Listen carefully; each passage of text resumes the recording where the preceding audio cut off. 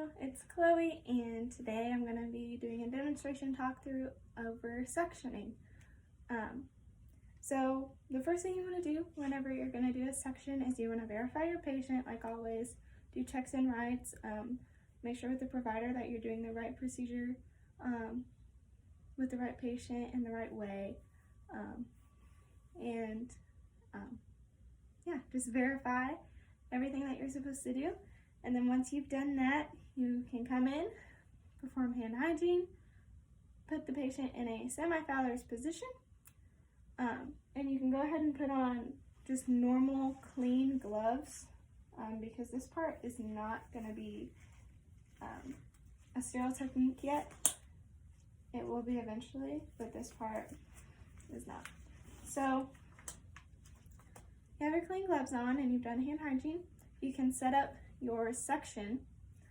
So when you go to set up the section, usually when you turn it on, you will have a dial or something. And for adults, you put it on 100 to 150 millimeters of mercury. And for a child, you put it on 100 to 120 millimeters of mercury. So once you have your section set up and you test it a little bit with your thumb over the hole just to make sure you can feel that section, you can go ahead and lay that kind of beside the patient or just kind of just near, so that way you have it ready. You want to drape the patient with a pad, a protective pad, in case like anything gets on, and you yourself will want to put on a gown, a mask, goggles or face shield, and you'll have your sterile gloves on because you don't want any of that stuff on you. So once you've done that, you can go ahead and take off these gloves and perform hand hygiene again. Dispose of those.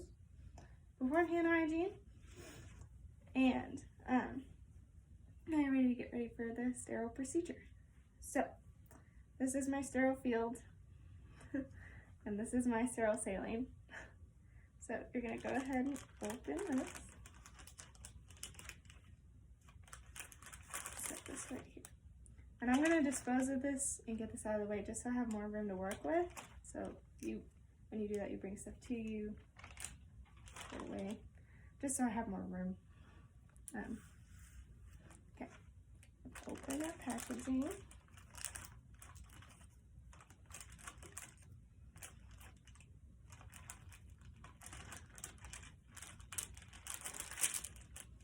Like that. Make sure it's not going to fall over. You can touch that small 1-inch margin. So the first thing in your sterile kit is this cup, and you want to make sure, you can go ahead and take it out without putting your gloves on. Just make sure you touch only the outside and not the inside of the cup.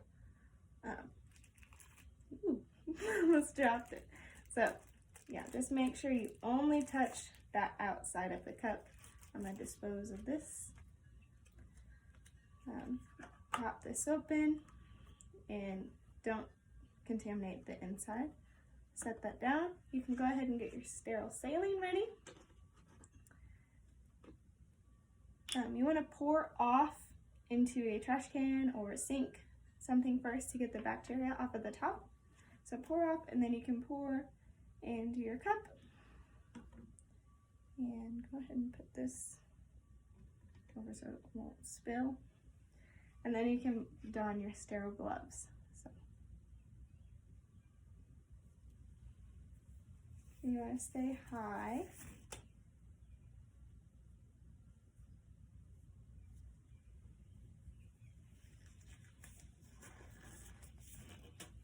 Now that they're on, you can kind of fix them if you need to.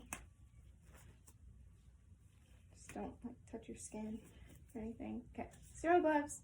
So your dominant hand is going to stay sterile throughout the whole thing, and your non-dominant hand will become dirty eventually when we touch the section. So just remember that. Excuse me. So we're going to get our catheter ready, which is this. Take your catheter out. It's hiding at the bottom.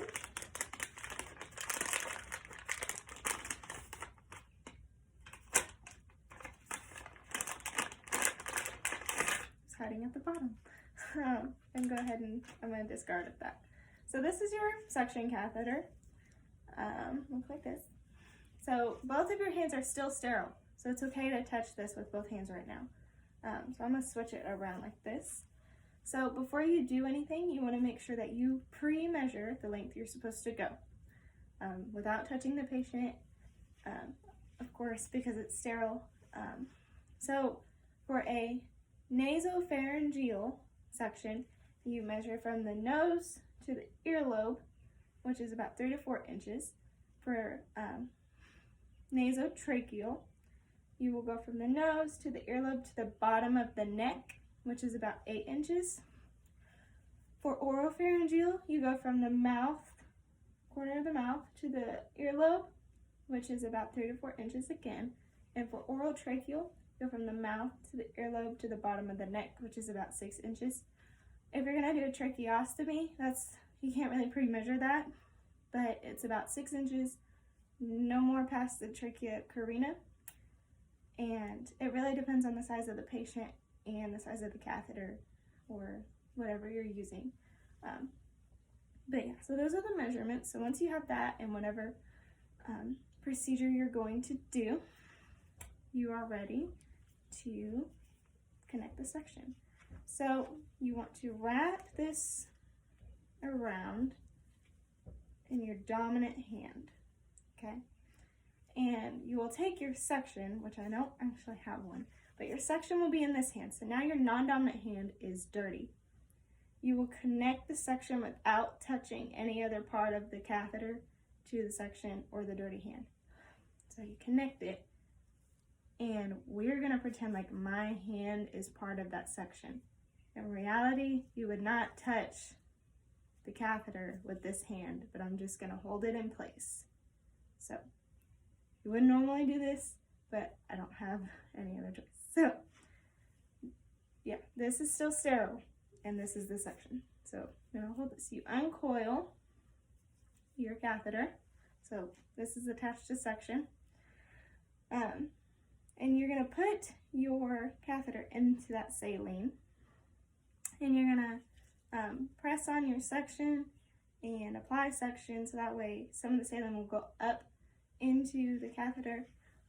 1, to make sure it works. 2, you're also lubricating your catheter by doing this. And if you're doing like the nasopharyngeal or nasotracheal, you'd also want water-soluble lubricant, but this is a good lubricant for the oropharyngeal and oral tracheal.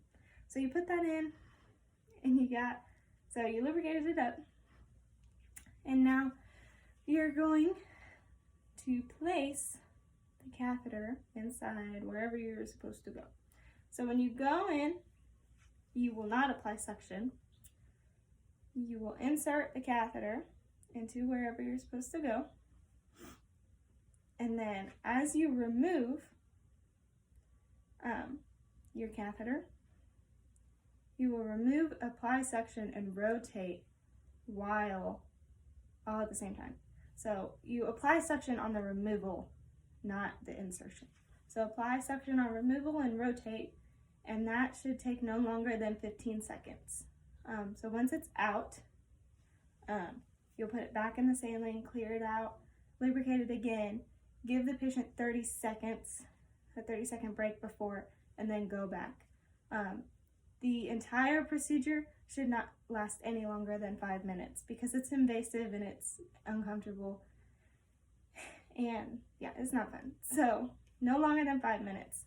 While you're doing this, you may have to hyperoxygenate the patient per agency or institution policy if they're on oxygen. So remember that as well, hyperoxygenation. So once you're done with everything, you will coil up your suction or your catheter again and disconnect from the suction.